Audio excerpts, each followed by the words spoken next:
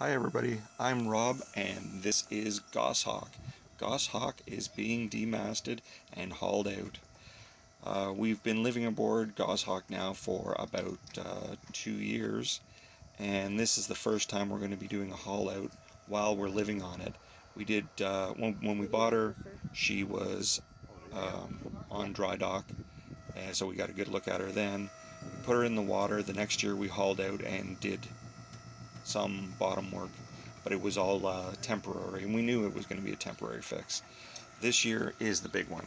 This year we are doing major haul out. Both masts are coming down, as you can see. The mizzen mast, which came out first, is stepped on a compression post just below the deck level. The main mast is keel stepped, so there's another 6 feet or so below the deck that sits right on the keel that you don't normally see. So this is the first time we've actually had a chance to really examine the mast, other than just a cursory look at it and make sure that all the rigging was keeping her up. But now we've actually got a chance to have a really close look. Both masts are going to be rewired. I'm putting new navigation lights on the main. There's a new VHF radio antenna and cable, and probably a new VHF radio as well. May as well get them all at once to be put up. Also, I've got some lights to go on the spreaders and a new transducer for the top of the mast. So just the mast work is a lot, and plus we've actually, since we've had it down, we've noticed some cracks on the stays, and it's all stainless, and I've got a good friend that's an excellent welder and millwright, so he's going to help me fix that. So we'll get all that sorted out in good time. But besides the mast coming down, you're actually watching Goshawk being hauled out now. They had to put an extension on the rear sling to go under the keel and pass above our lifelines, because the long tubes that you're seeing that connect the two sides of the sling would be hitting the rails, and actually would probably bend our rails. The front one's fine because that actually sits in front of the keel, and you'll see that in a couple minutes. But we've done this a couple of times now, but every time it's been done, it's unnerving. You're always imagining the worst, something giving out, somebody screwing up. But like I said, these guys do this hundreds of times a year, and everything goes really smooth. Goshawk's a heavy boat. She's about 34,000 pounds right now.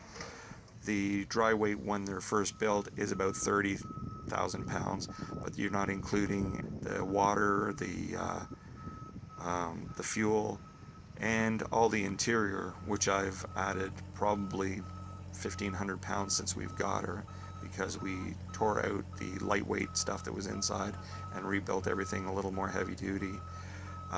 You'll see her up in the slings now. You can see that the front sling is, well, both slings are in perfect position. The front sling is just in front of the keel, and the rear sling is on the base of the keel, basically at its widest point, just before you get to the rudder. You can see there's a little bit of growth here. For those people on salt water, yeah, we still do get stuff. We don't get barnacles, but we got lots of zebra mussels. Zebra mussels are all over. Those are the anodes. Zebra mussels are little crustaceans that were brought into the Great Lakes, probably 30, 40 years ago now, with freighters coming up the lakes. From what I understand, what happened was that the ballast in big container ships coming into the Great Lakes were supposed to dump their ballast before they actually get as far as the Great Lakes, to avoid introducing other sea creatures but of course, over time somebody forgot or didn't think about it or just didn't care and introduced zebra mussels, and they're a real problem out here. The zebra mussels clog all the intakes for the water treatment plants. There's a nuclear plant next to us. There's a full-time job and a crew that just cleans the intakes for the water coming into the plant. Now you can see that they're backing us up. We put a big tarp down here. We've got some sanding and grinding to do, so we want to make sure we don't mess the yard up. And this is us getting backed into our stands. It's interesting stands there. It doesn't look like very much. If I would have bought her and she wasn't on these stands, I probably would have never trusted them. But they were built for the boat, at the same time by the boat, by the builder.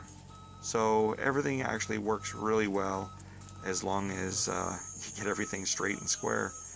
Now, just watch them tucking it away here and lowering it down. This took quite a while just to get everything square and balanced. But the guys had a lot of patience, and again, everything went really well. So we're quite happy with the results. But just to give you an idea, besides the mass work that I've already discussed, the whole thing's getting sanded down within an inch of its life. We're putting on a new epoxy bottom coat and top. Hey, there's Cat. He's just checking out the new digs.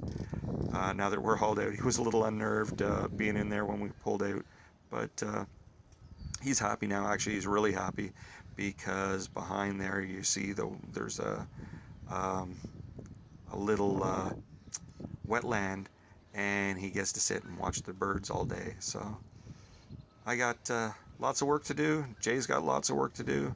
Between the two of us, we're going to be very busy over the next little bit, but I will be posting more videos as time goes by, and we hope to see you shortly.